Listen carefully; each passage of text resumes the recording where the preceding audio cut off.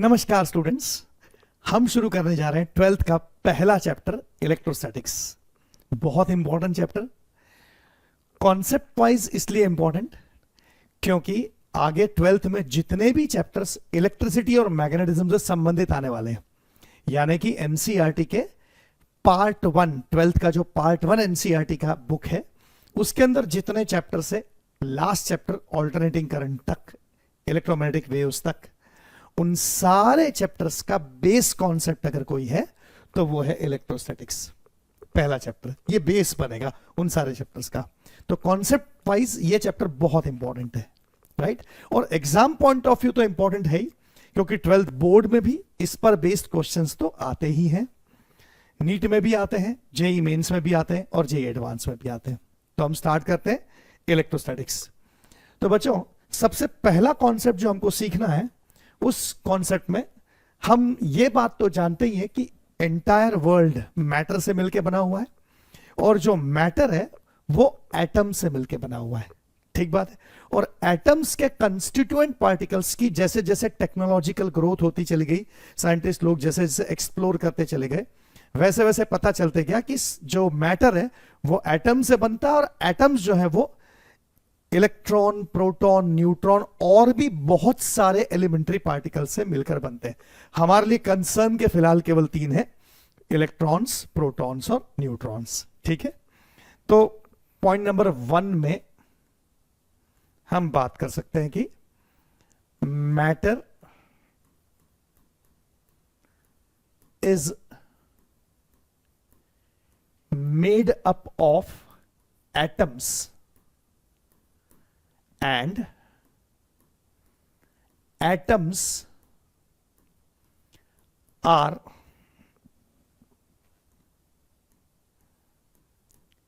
made up of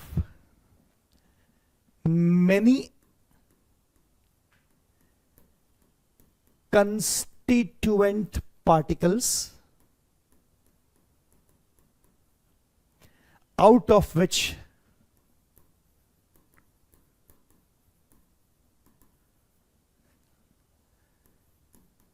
electrons, protons and neutrons are important. ठीक है। mass of electron, proton and neutron were discovered as follows. तो जैसे जैसे scientist लोगों को constituent particles, electron, proton, neutron के बारे में ज्यादा जानकारी मिलती चली गई, तो उनको मास ऑफ इलेक्ट्रॉन के बारे में पता चला।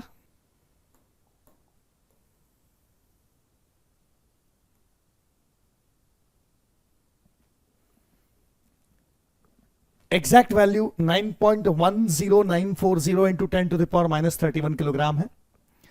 मास of proton exact value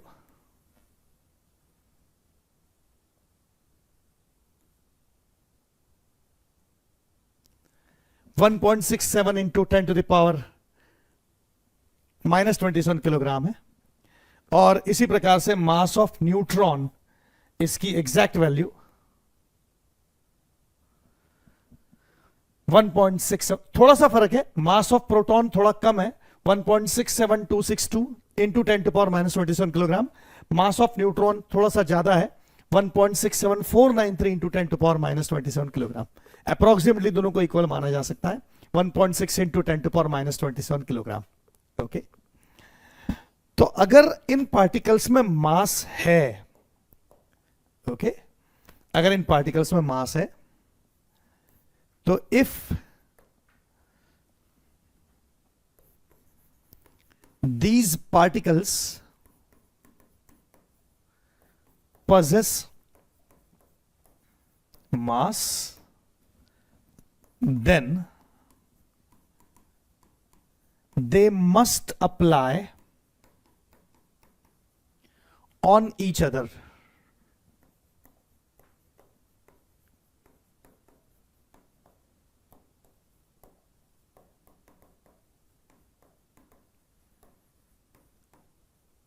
gravitational force, क्योंकि जहां कहीं पर भी दुनिया में दो मास होंगे, वो दोनों मासेस एक दूसरे को ग्रेविटेशनल फोर्स से अट्रैक्ट करेंगे, ये तो तय बात है, ठीक है। तो इसलिए अंदाज तो ये लगा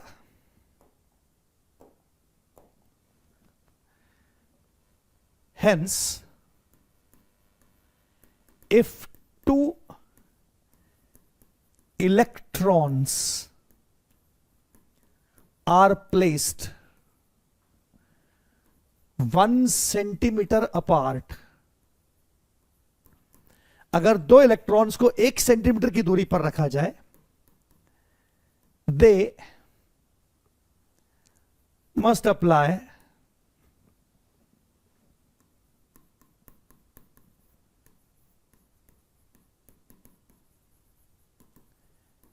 gravitational attraction force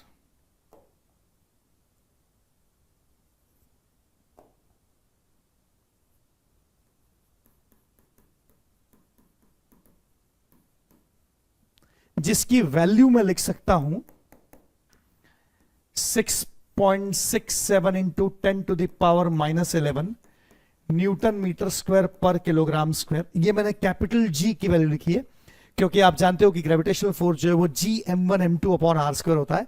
तो दो इलेक्ट्रॉन्स है, तो एक इलेक्ट्रॉन का मास है 9.1 into 10 to the power -31 kilogram, दूसरे इलेक्ट्रॉन का मास है 9.1 into 10 to the power -31 kilogram.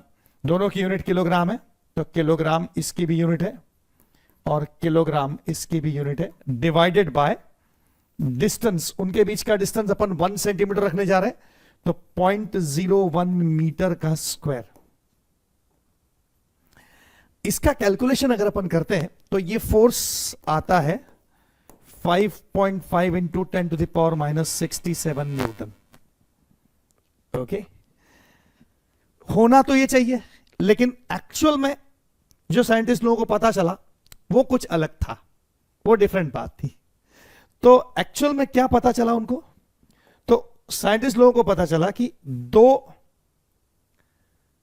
Electrons अगर 1 सेंटीमीटर की दूरी पर रखे जाते हैं तो इनके बीच का जो फोर्स है, but two electrons when placed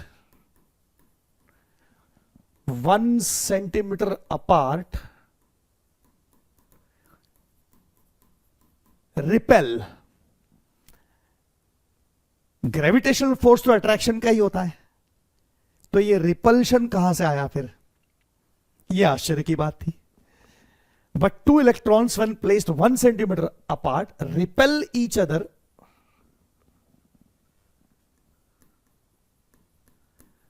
by force 2.3 into 10 to the power -24 newton. अब ये थोड़ा आश्चर्य वाला मामला था। अभी तक ग्रेविटेशनल फोर्स के बारे में पता था जिसमें सिर्फ अट्रैक्शन होता है, और जहां कहीं दो मास होंगे वो मासेस एक दूसरे को ग्रेविटेशनल फोर्स से अट्रैक्ट करते हैं। तो इसका मतलब ग्रेविटेशनल फोर्स के अलावा कोई एक्स्ट्रा फोर्स भी है जो ग्रेविटेशनल नेचर का नहीं है, कुछ अलग टाइप का फोर्स है, राइट? ये बात ध्यान में आती है इस बात से। आगे जब साइंटिस्ट लोगों की एक्सपीडिशंस, एक्सपेरिमेंट्स और आगे बढ़े तो टेक्नोलॉजी के डेवलपमेंट से उनको और भी बातें पता चली। Also two protons when placed 1 centimeter apart repel each other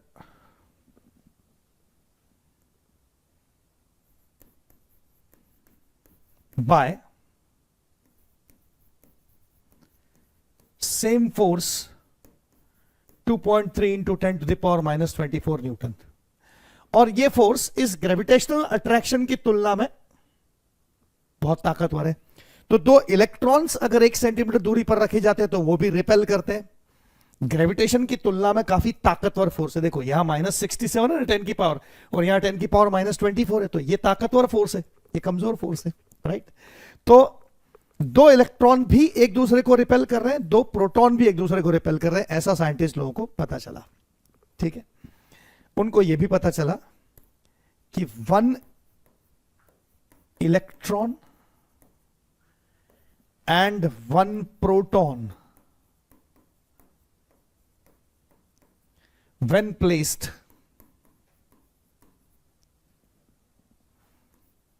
1 centimeter apart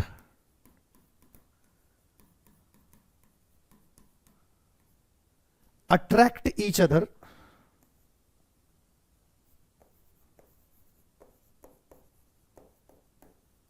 by 2.3 into 10 to the power minus 24 Newton force। तो यानी ग्रेविटेशन से अलग नेचर का एक फोर्स एग्जिस्ट करता है, जो फोर्स अट्रैक्शन और रिपल्शन दोनों कैटेगरी में जाता है। देखो ग्रेविटेशन तो अट्रैक्शन फोर्स है केवल, लेकिन ये जो नया कैटेगरी का फोर्स है ये अट्रैक्शन भी देता है और रिपल्शन भी देता है। ये जब साइंटिस्ट लोगों को पता चला तो बड़े आश्चर्य की बात हुई कि अरे ये ऐसा क्यों हो रहा है। ठीक बात है ना। डेफिनेटली इसका कारण मास तो नहीं हो सकता, क्योंकि मासेस की वजह से तो ग्रेविटेशनल फोर्स है। ये बात आपके ध्यान में आई। तो इसका मतलब मास के अलावा भी कोई एक फंडामेंटल प्रॉपर्टी इलेक्ट्रॉन और प्रोटॉन में होनी चाहिए। न्यूट्रॉन में यह प्रॉपर्टी नहीं मिली, क्योंकि न्यूट्रॉन्स एक दूसरे पर केवल ग्रेविटेशनल अट्रैक्शन फोर्स ही अप्लाई करते हैं। जब न्यूट्रॉन्स पर एक्सपेरिमेंट हुए तो but 2 neutrons when placed 1 centimeter apart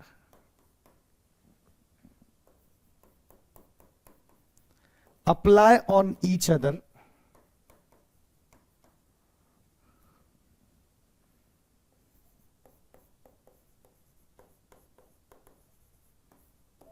attraction force 1.9 into 10 to the power minus 60 Newton, which is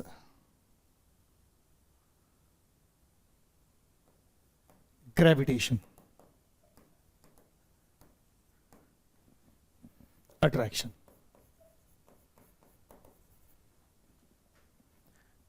G mass of neutron into mass of neutron upon 1 centimetre का square. इस calculation से यही आंसर आएगा 1.9 into 10 to power minus 60 Newton. तो इसका मतलब neutrons experimentally जिस force से अट्रैक्ट हो रहे हैं वो ग्रेविटेशन का ही फोर्स है, इसके अलावा उनके बीच में कोई फोर्स नहीं। लेकिन इलेक्ट्रॉन्स और प्रोटॉन्स, दो इलेक्ट्रॉन रिपेल करते हैं, दो प्रोटॉन भी रिपेल करते हैं, और एक इलेक्ट्रॉन और एक प्रोटॉन अट्रैक्ट करता है। सेम वैल्यू ऑफ फोर्स है अगर 1 सेंटीमीटर का डिस्टेंस ही हर बार रखा जाए। तो इसका मतलब मास के अलावा कोई एक और फंडामेंटल प्रॉपर्टी जरूर है जिसकी वजह से एक एक्स्ट्रा फोर्स जो ग्रेविटेशन से अलग फोर्स है और काफी ताकतवर है ग्रेविटेशन से, ऐसा फोर्स जनरेट हो रहा है इलेक्ट्रॉन्स और प्रोटॉन्स के बीच में। अच्छा, यह भी साइंटिस्ट लोगों ने पाया कि एक इलेक्ट्रॉन एक प्रोटॉन को कंबाइन करके बंडल बना के रख दे एक साथ, तो एक कॉम्बिनेशन किसी दूसरे इलेक्ट्रॉन या प्रोटॉन पर ग्रेविटेशन के अलावा दूसरा कोई फोर्स अप्लाई नहीं करता। यानी एक इलेक्ट्रॉन एक प्रोटॉन कंबाइन कर दे तो न्यूट्रलाइज हो जाते हैं, राइट।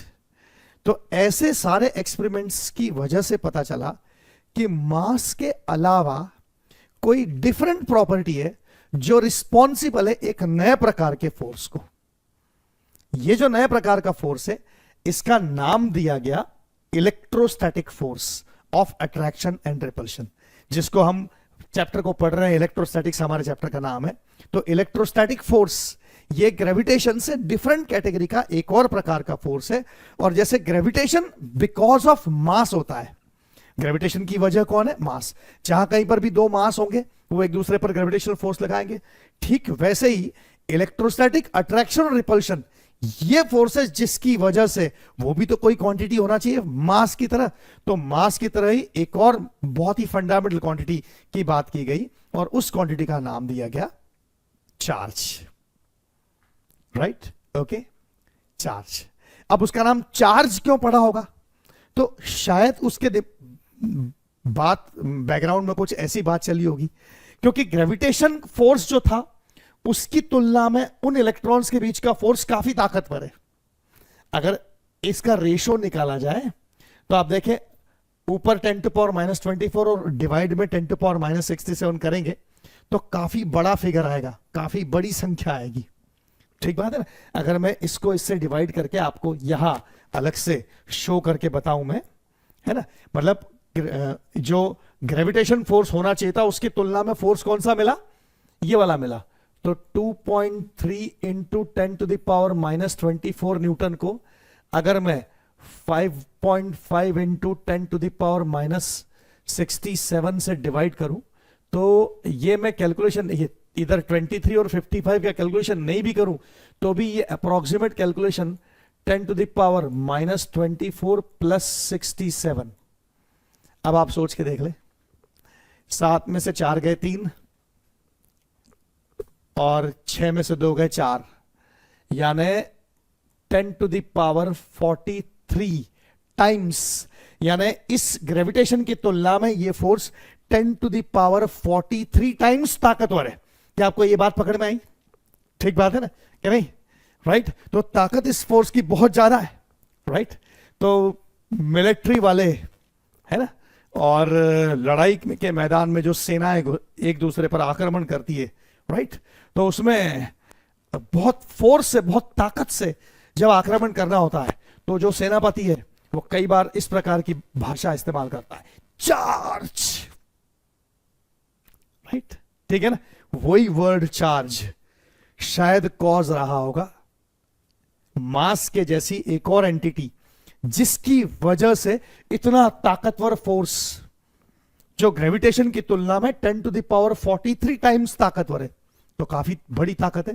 राइट, तो इसलिए चार्ज, शायद ये नाम इस प्रकार से आया हो। ठीक है ना?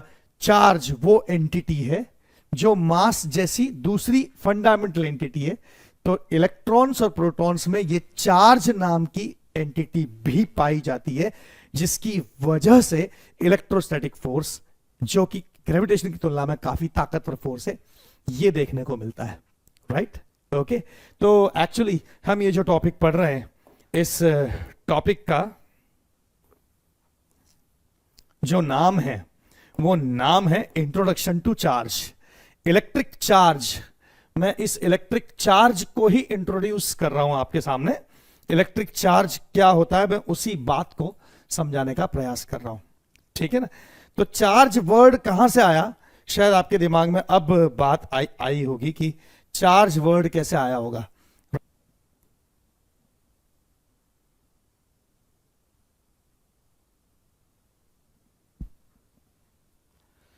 तो कहने का तात्पर्य यह है कि हम इलेक्ट्रोस्टैटिक्स नाम का सब्जेक्ट पढ़ रहे हैं और उसमें इंट्रोडक्शन टू इलेक्ट्रिक चार्ज, ये टॉपिक हम सीख रहे हैं, introduction to electric charge.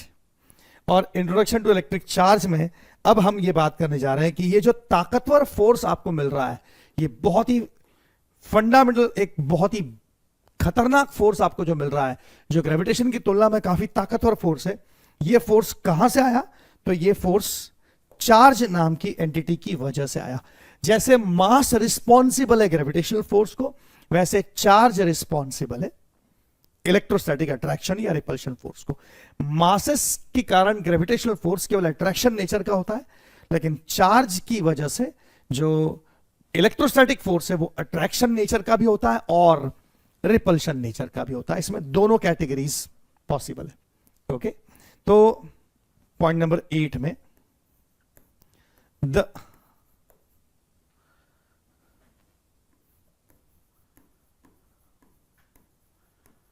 Fundamental property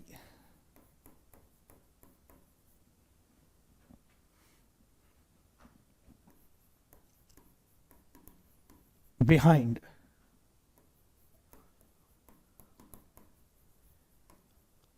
gravitational force is mass.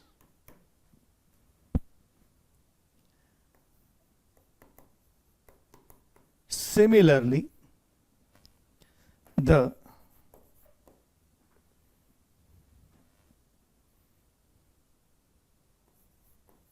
new force other than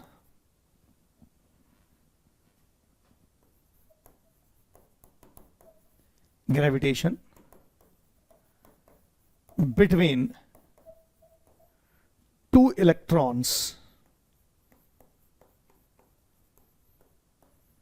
or two protons or one electron and one proton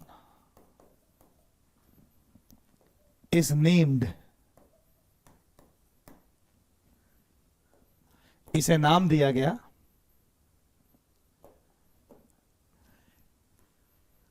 electrostatic force, electrostatic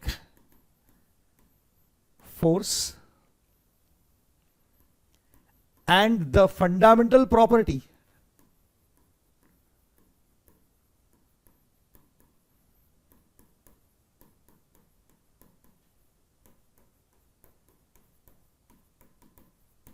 responsible for this force is named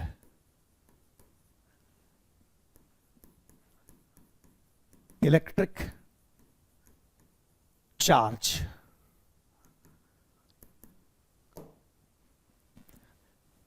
तो charge की अवधारणा, charge का concept इस प्रकार से built up हुआ।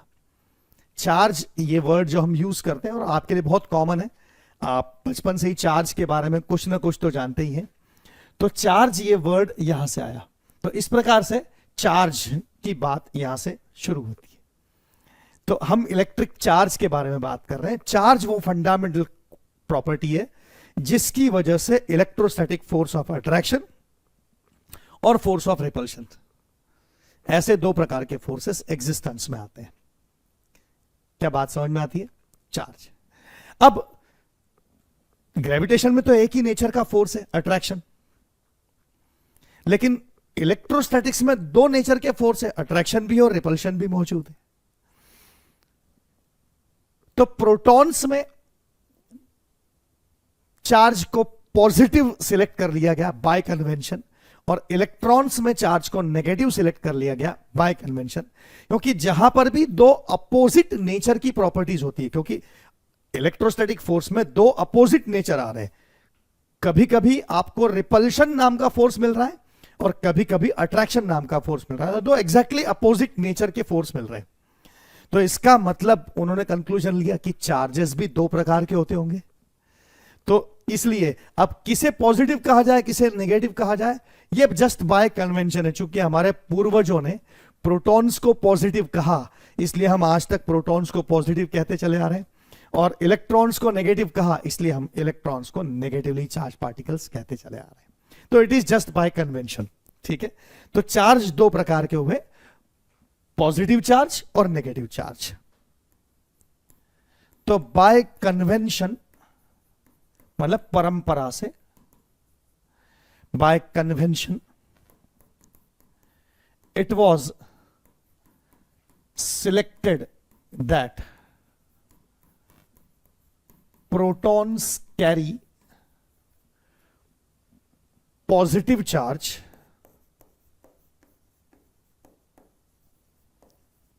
while electrons carry negative charge.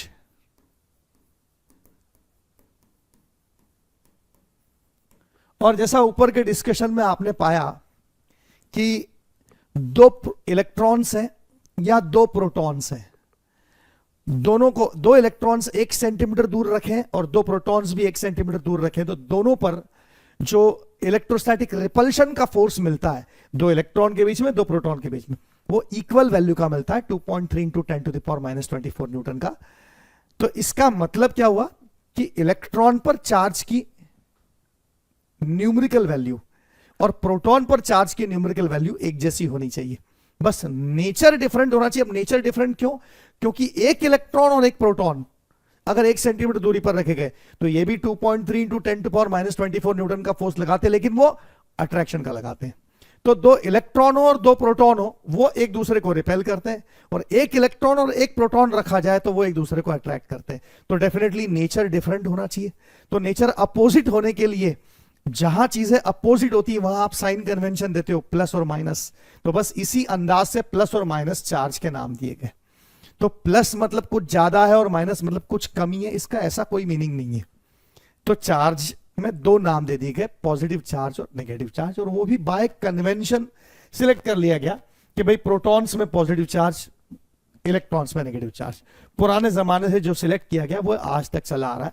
तो आज भी हम कह रहे हैं कि प्रोटॉन्स में पॉजिटिव चार्ज है और इलेक्ट्रॉन्स में नेगेटिव चार्ज है।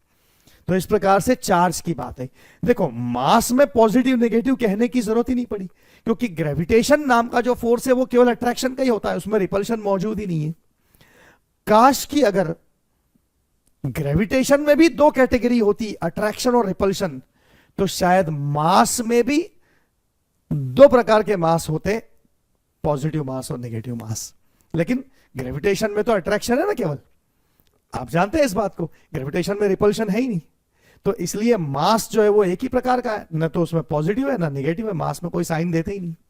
लेकिन चार्ज में साइन देते हैं, क्योंकि चार्जेस दो प्रकार के हैं, और वो जो दो प्रकार के चार्जेस हैं वो या तो रिपल्शन क्रिएट करेंगे या अट्रैक्शन क्रिएट करेंगे। ठीक बात है।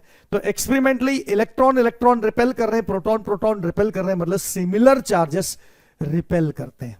और एक इलेक्ट्रॉन एक प्रोटॉन अट्रैक्ट कर रहे हैं, मतलब डिसिमिलर चार्जेस अट्रैक्ट करते हैं। तो ये नोशन क्रिएट हो गया। तो ये जैसे जैसे साइंटिफिक डिस्कवरीज आगे बढ़ती चली गई और साइंटिस्ट लोगों को और एक्सप्लोरेशन करने से और एक्सपेरिमेंट्स करने से चीजें नई नई पता चलती गई, तो उनके ध्यान में ये बात आई कि ये इस प्रकार का है पूरा इशू। तो इस प्रकार से चार्ज की बात आई, इस प्रकार से इलेक्ट्रोस्टैटिक फोर्स की बात आई। और अब आपको पता है कि दो प्रकार के चार्जेस होते हैं, पॉजिटिव चार्ज और नेगेटिव चार्ज। क्या क्लियर है? पिक्चराइजेशन समझ में आया किस प्रकार से किया? थोड़े अलग अंदाज में इसको मैंने पेश करने की कोशिश की है, ताकि आपके दिमाग में पूरा व्यू क्रिएट हो कि अच्छा ये ऐसे आया होगा। ठीक है ना, कहीं पे भी क्वेश्चन मार्क ना रह जाए, ये सोचकर इस प्रकार से पूरी चीज को एक्सप्लेन किया है। राइट? तो इस प्रकार से चार्जेस दो प्रकार के हुए। अब अपन बात करते हैं, जो हमें आगे समझना है वो ये कॉन्सेप्ट है, प्रॉपर्टीज ऑफ चार्जेस। अब हम चार्ज की प्रॉपर्टी पर विचार करने जा रहे हैं कि चार्ज तो समझ में आ गया, इंट्रोड्यूस कर दिया कि हाँ भाई चार्ज नाम की क्वांटिटी होती है। तो चार्ज होता है तो चार्ज की प्रॉपर्टीज भी होती होंगी। तो चार्ज में क्या क्या प्रॉपर्टीज है उसको हम एक्सप्लेन करने जा रहे हैं। What are the properties of charges? Okay, तो point number 1, charge is scalar quantity. Charge एक स्केलर क्वांटिटी है and it's SI unit is coulomb. Charge एक स्केलर क्वांटिटी है और उसका SI यूनिट जो है वो कूलम है। राइट? कुछ चार्ज के दूसरे यूनिट्स भी हैं CGS सिस्टम में या किसी दूसरे सिस्टम में, उनके बारे में कोई ज्यादा जरूरत आपको पड़ेगी नहीं, क्योंकि हमारा ज्यादा कैलकुलेशन जो है वो कूलम में ही चलने वाला है मैक्सिमम टाइम। लेकिन फिर भी एक इंफॉर्मेशन के तौर पर आपको बता दूं कि स्मॉलेस्ट यूनिट ऑफ चार्ज, इसको फ्रैंकलिन बोलते हैं या स्टैट कूलम। ठीक है, smallest unit of charge is Franklin. इसी का दूसरा नाम है स्टैट कूलम. और largest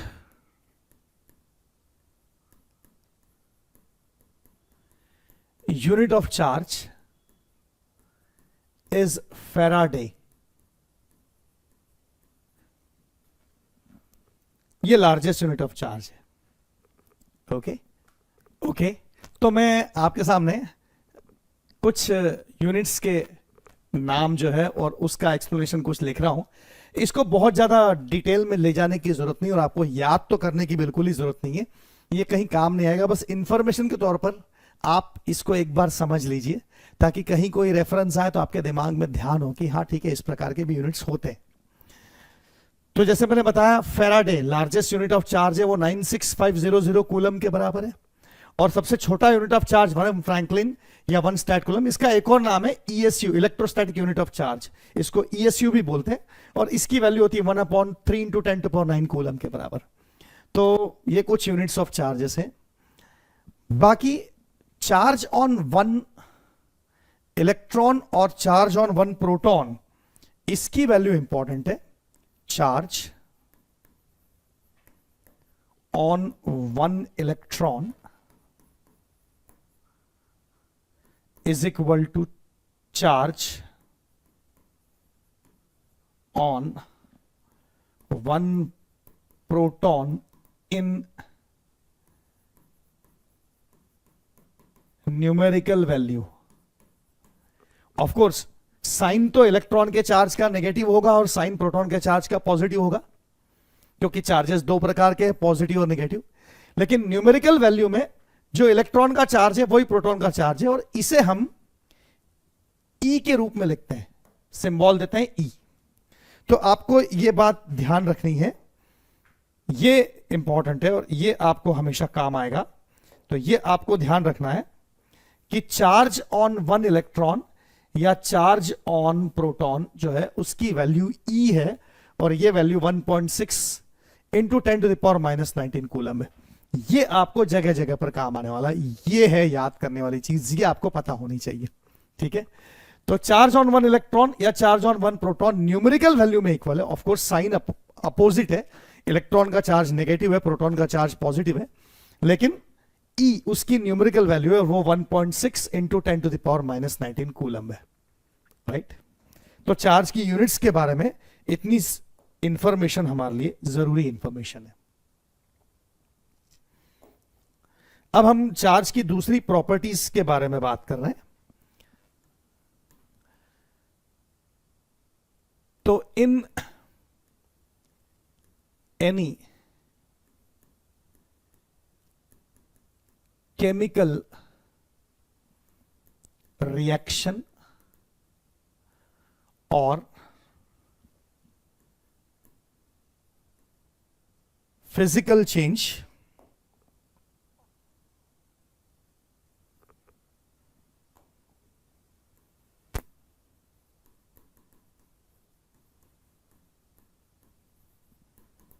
in an event or in any nuclear reaction.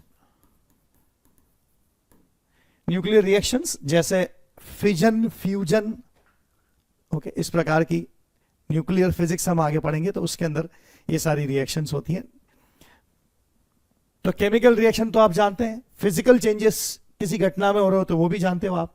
Nuclear reaction हम आगे पढ़ेंगे ही. फ्यूजन, फिजन, ऐसी बहुत सारी न्यूक्लियर डिकेज हैं, alpha decay, beta decay, gamma decay वगैरह इस प्रकार के डिकेज होते हैं. तो इन सभी में, इन एनी केमिकल रिएक्शन और physical change in an event और in any chemical reaction, in any nuclear reaction, total charge remain conserved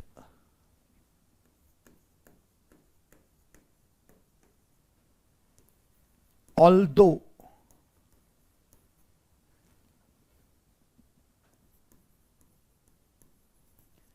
charged particles may be created or destroyed. एक एग्जाम्पल के तौर पर एक इलेक्ट्रॉन और एक प्रोटॉन क्रिएट होते हैं एक न्यूट्रॉन से. एक न्यूट्रॉन डिके होता है न्यूक्लियर रिएक्शंस में, और एक न्यूट्रॉन से एक इलेक्ट्रॉन और एक प्रोटॉन इजाद होते हैं. तो अगर ऐसा एक सिचुएशन लिया जाए कि one neutron gives you one proton plus one electron, तो देखो इस न्यूक्लियर रिएक्शन में न्यूट्रॉन जब पहले था तो 0 चार्ज था, और अब अगर एक प्रोटॉन और एक इलेक्ट्रॉन क्रिएट हुआ है तो एक प्रोटॉन का जितना चार्ज पॉजिटिव है उतना ही एक इलेक्ट्रॉन का नेगेटिव चार्ज है. तो नेट सम जो है, सम टोटल ऑफ चार्ज, वो तो अभी भी सेम रहा. रिएक्शन के पहले 0 टोटल चार्ज था, रिएक्शन के बाद भी 0 टोटल चार्ज है, तो टोटल चार्ज कंजर्व्ड है. लेकिन चार्ज्ड पार्टिकल्स तो पैदा हुए ना, प्रोटॉन नाम का पार्टिकल इजाद हुआ, पैदा हुआ, क्रिएट हुआ, और इलेक्ट्रॉन नाम का पार्टिकल भी क्रिएट हुआ एक न्यूट्रॉन की वजह से. तो यानी चार्ज पार्टिकल्स क्रिएट हो सकते हैं, डिस्ट्रॉय हो सकते हैं न्यूक्लियर रिएक्शंस में, लेकिन टोटल चार्ज हमेशा कंजर्व रहता है. और केमिकल रिएक्शन में कोई नई चीज पैदा नहीं होती. केमिकल रिएक्शन में मतलब क्रिएट नहीं होता, बस रिकॉम्बिनेशंस होते हैं. ठीक है ना, जैसे NaOH plus HCl gives you NaCl plus H2O. अब NaOH प्लस HCl में जितने चार्जेस टोटल अवेलेबल है ना, कुछ आयंस पॉजिटिवली चार्ज है, कुछ आयंस नेगेटिवली चार्ज है, वो रीअरेंज हो रहे हैं और कुछ भी नया क्रिएट नहीं हो रहा है. मतलब ऑफ कोर्स जो सॉल्ट बना वो नया बना NaCl है ना, और इसे न्यूट्रलाइजेशन रिएक्शन कहा जाता है ना, या सॉल्ट बनाने की क्रिया कहा जाता है. तो एसिड और बेस ने मिलकर एक रिएक्शन करके हमको सॉल्ट दिया, वाटर दिया. ओके, तो न्यूट्रलाइजेशन रिएक्शन बोलते हैं इसको. लेकिन इस प्रोसेस में Na आयन भी है, OH आयन भी है, राइट, H आयन भी है, Cl आयन भी है. सिर्फ रिकॉम्बिनेशन हुआ और NaCl में Na आयन और Cl आयन मिलकर सॉल्ट बन गया, और H और OH आयन मिलकर वाटर बन गया. तो टोटल अमाउंट ऑफ चार्ज दोनों में कंजर्व्ड है, राइट. तो चाहे चार्ज पार्टिकल्स क्रिएट हो या डिस्ट्रॉय हो, न्यूक्लियर रिएक्शंस में ऐसा होता है, और इनमें तो कुछ क्रिएट डिस्ट्रॉय नहीं होता, लेकिन फिर भी हर एक सिचुएशन में मेन इंपॉर्टेंट बात सीखने की यह है कि चार्ज का जो टोटल वैल्यू है वो कंजर्व रहता है. तो total charge always remains conserved. तो ये प्रॉपर्टी है चार्ज की कि total charge always remains conserved. Conservation of charge, इस प्रॉपर्टी को हम नाम देंगे कंजर्वेशन ऑफ चार्ज. ठीक है ना. फिर पॉइंट नंबर 4 में हम बात कर सकते हैं कि charge is quantized. Quantization of charge एक इंपॉर्टेंट प्रॉपर्टी है चार्ज की. ये कंजर्वेशन ऑफ चार्ज के बारे में था, ये क्वांटाइजेशन के बारे में. तो क्वांटाइजेशन हर उस जगह पर होता है जहां पर एक मिनिमम वैल्यू होती है, उस वैल्यू से छोटा अवेलेबल यूनिट नहीं होता, और आपको सिर्फ उसके मल्टीपल्स में ही चीजें मिल सकती है. एक सिंपल एग्जांपल देना चाहता हूं मैं. अगर सपोज आप बाजार से दूध परचेस करके लाते हैं, मिल्क परचेस करके लाते हैं, और वो मिल्क जो है वो थैलियों में मिलता है आधा आधा लीटर की, हाफ लीटर की एक थैली. इससे छोटी थैली अवेलेबल नहीं, इससे बड़ी थैली भी अवेलेबल नहीं है. तो हर बार दूध मिलेगा हाफ लीटर के सैशे में, पाउच में मिलेगा. ठीक है. तो आप बाजार में आधे लीटर की एक थैली परचेस करके ला सकते हैं, या 2 थैलियां परचेस करके ला सकते हैं, या 3 थैली परचेस करके ला सकते हैं. किसी दिन मम्मी ने कहा कि खीर बनानी है आज बेटा, जरा बाजार से दूध लेकर आ, 4 लीटर दूध लेकर आ. तो आधे आधे लीटर की आपको 8 थैलियां लानी पड़ेंगी तो 4 लीटर हो जाएगा, ठीक है ना। लेकिन अगर मम्मी ने कहा कि 4.25 लीटर दूध लेकर आ, अब 4.25 लीटर, 4 लीटर और 250 ml है ना, 250 ml, 500 ml नहीं 250 ml, तो 4.25 लीटर दूध। अब 4.25 लीटर दूध लेने आप दुकान पे जाएंगे और जिस दुकान पे आप गए वहां आधे आधे लीटर की थैलियां मिलती है, तो 8 थैलियों से तो 4 लीटर बन जाएगा। लेकिन अब आप एक और थैली लेंगे तो 500 ml आएगा, आधा लीटर दूध आएगा, ठीक है ना, 500 मिलीलीटर दूध आएगा। 250 मिलीलीटर की तो थैली नहीं मिलती, तो आपको या तो 9 थैली लेना पड़ेगी या 8 ही थैली लो। इसे बोलते हैं quantization. You get the idea, बात समझ नहीं। लेकिन एक और प्रकार से दूध परचेस किया जाता है कि दूध वाला मिल्कमैन जो है वो डब्बा लेकर आपके घर आता है दूध का, और आपको वो जितना चाहे उतना दूध देता है। उस सिचुएशन में क्वांटाइजेशन नहीं है। आप बोलोगे किसी दिन मुझे 4 लीटर दूध चाहिए, एक दिन पहले से बता के रखो, अगले दिन वो 4 लीटर आपको उसके नाप से नाप के दे देगा, सही है ना। वहां क्वांटाइजेशन नहीं है, आप जितना चाहो उतनी क्वांटिटी में मिल जाएगा। तो इस प्रकार के परचेस में क्वांटाइजेशन नहीं है। लेकिन दूध की थैलियों का परचेस हो तो क्वांटाइजेशन हुआ ना। ये सेम लॉजिक जो है वो कई जगह, क्वांटाइजेशन फिजिक्स में बहुत सारी जगह अप्लाई होगा, बहुत सारी जगह। अभी तो शुरुआत है 12th के फिजिक्स की, आगे 12th के फिजिक्स में बहुत सारी जगह हम क्वांटाइजेशन की बात करने वाले हैं। और आपने 11th की केमिस्ट्री में एटॉमिक स्ट्रक्चर पढ़ा हो तो वहां आपने बोर का क्वांटाइजेशन प्रिंसिपल भी पढ़ा होगा। एंगुलर मोमेंटम क्वांटाइजेशन, NH/2 पाई, H/2 पाई के मल्टीपल्स में एंगुलर मोमेंटम पाया जाता है ना। n जो है वहां पर 1 2 3 4 नंबर हो सकते हैं, ठीक बात है ना। वहां पर भी क्वांटाइजेशन वर्ड आया होगा। तो क्वांटाइजेशन फिजिक्स में आगे बहुत जगह आने वाला है। तो जहां पर भी क्वांटाइजेशन आएगा वहां इस बात को समझना कि जिस चीज को भी क्वांटाइज कहा जाता है मतलब उसमें एक मिनिमम छोटी वैल्यू होती है और उसके इंटीजर मल्टीपल्स में ही चीजें मिलती है, ठीक है ना। एक और एग्जांपल मैं दे सकता हूं कि क्लास में कितने स्टूडेंट हैं। आप क्लासरूम गए, स्कूल गए और स्कूल में आपने क्लास अटेंड की, तो क्लास में कितने स्टूडेंट हैं। तो मंडे के दिन क्लास में 30 स्टूडेंट्स है, ट्यूसडे के दिन क्लास में 32 स्टूडेंट्स है ना, वेडनेसडे के दिन क्लास में 35 स्टूडेंट्स है, थर्सडे के दिन क्लास में 29 स्टूडेंट्स है। किसी भी दिन क्लास में 31.2 स्टूडेंट्स नहीं हो सकते, या तो 31 स्टूडेंट होंगे या तो 32 स्टूडेंट्स होंगे। 31.2 स्टूडेंट्स कैसे हो सकते, हो नहीं सकते, क्योंकि स्टूडेंट की एंटिटी का मिनिमम साइज जो है वो 1 स्टूडेंट है। या तो 1 स्टूडेंट आएगा क्लास में, या 2 स्टूडेंट आएंगे, या 3 स्टूडेंट आएंगे, या 4 स्टूडेंट आएंगे। 1.5 स्टूडेंट कैसे आएगा, 1.7 स्टूडेंट कैसे आएगा। You get the idea. यहां पर क्वांटाइजेशन हो गया। तो क्वांटाइजेशन एक इंपॉर्टेंट प्रिंसिपल है, क्वांटाइजेशन ये एक इंपॉर्टेंट रूल है। तो जहां पर भी चार्ज की बात आती है वो चार्ज क्वांटाइज्ड है। अब ऐसा क्यों, तो आज के विज्ञान से, आज के साइंस के नॉलेज से हम ये अच्छी तरह जानते हैं कि चार्जेस केवल इलेक्ट्रॉन के ट्रांसफर से ही क्रिएट होते हैं, वरना हर एटम इलेक्ट्रिकली न्यूट्रल होता है, हर ऑब्जेक्ट इलेक्ट्रिकली न्यूट्रल होता है।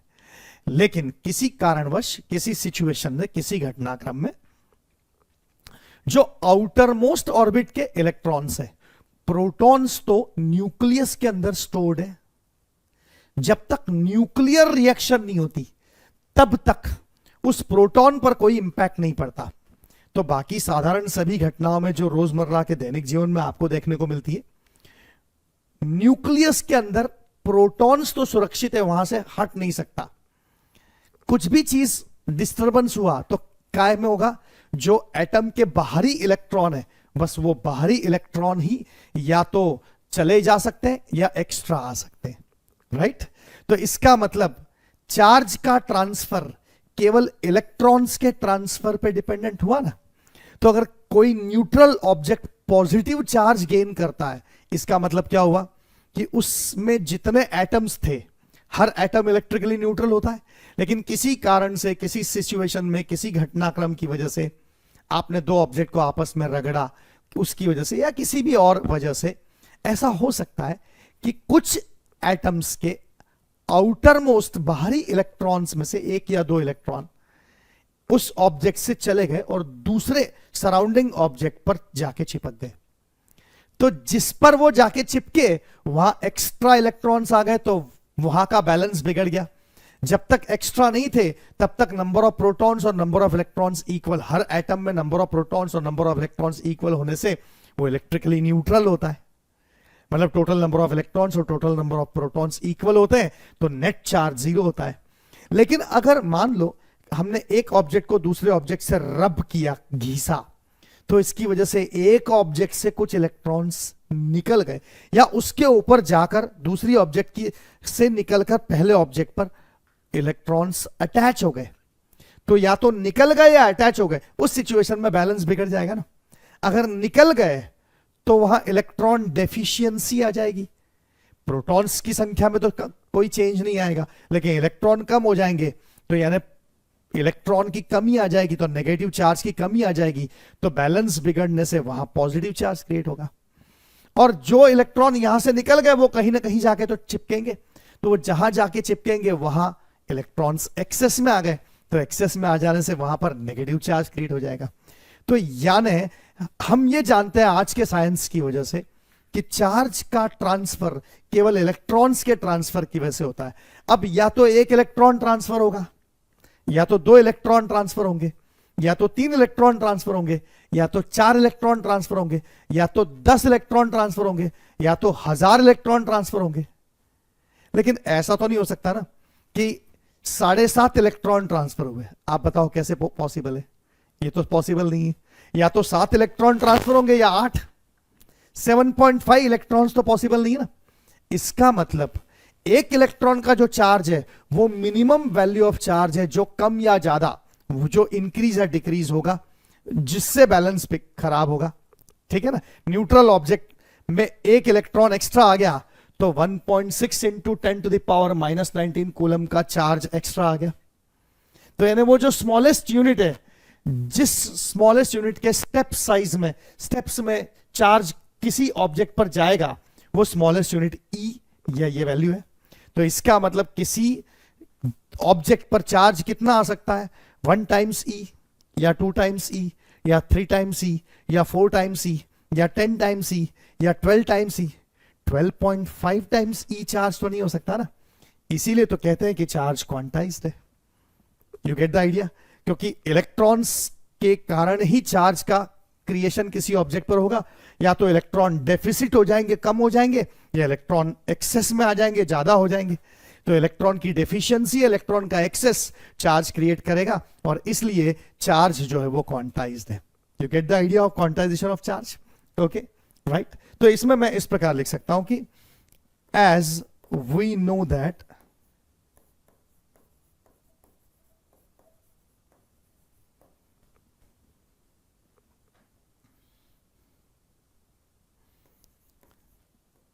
any object acquire charge only due to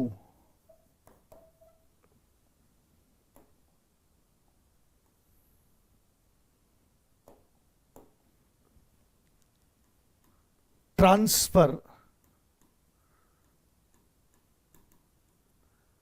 या ज्यादा सही अर्थों में exchange of outer most electrons, right. Hence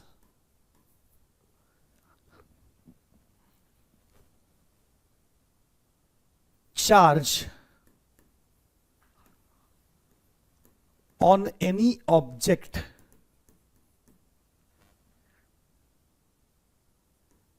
can be Q is equal to NE, where N is equal to 1, 2, 3, 4, any इंटीजरल number, मतलब n जो है वो डेसिमल फ्रैक्शन में नहीं हो सकता, क्योंकि डेसिमल फ्रैक्शन में इलेक्ट्रॉन्स ट्रांसफर नहीं हो सकते। तो इसलिए इस सिचुएशन को बोलते हैं क्वांटाइजेशन ऑफ चार्ज, कि चार्ज की मिनिमम स्टेप वैल्यू E है और मिनिमम स्टेप वैल्यू E के n टाइम्स के मल्टीपल में चार्ज आता है, तो Q बराबर NE, इसे क्वांटाइजेशन प्रिंसिपल ऑफ चार्ज कहा जाता है। बहुत ही इंपॉर्टेंट है, इस पर क्वेश्चंस होंगे और आगे हम इस पर क्वेश्चंस करने वाले हैं। ठीक बात है, राइट, ओके। तो आज के लिए पर्याप्त। हालांकि प्रॉपर्टीज ऑफ चार्ज अभी कंप्लीट नहीं हुआ है, अगले लेक्चर में हम इसे वापस कंटिन्यू करेंगे, है ना। तो ये थ्योरेटिकल पार्ट है, इसलिए इसको एक छोटे से पार्ट में कवर कर दिया ताकि ऐसा ना लगे कि बहुत बर्डनसम हो गया, लेकिन चीजें समझना इंपॉर्टेंट है। यहां तक जो बातें बताई वो समझना इंपॉर्टेंट है, और इसके आगे भी प्रॉपर्टीज ऑफ चार्ज है और फिर उसके आगे और भी चीजें हैं। तो ये एक छोटा सा लेक्चर ले लिया जिससे थ्योरेटिकल पार्ट जो है वो छोटे पार्ट में, मतलब एक साथ बहुत ज्यादा ना देखना पड़े, इसलिए ऐसा किया है, राइट। लेकिन ये सब इंपॉर्टेंट है, एक बार आपके ध्यान में आना चाहिए कि ये सारी चीजें हैं। मैक्सिमम चीजें आपको पता है, बस एक बार व्यू मिल जाएगा तो चैप्टर जो है वो स्मूथली आगे बढ़ेगा, कोई भी चीज ऑल ऑफ ए सडन नहीं आएगी। Thank you.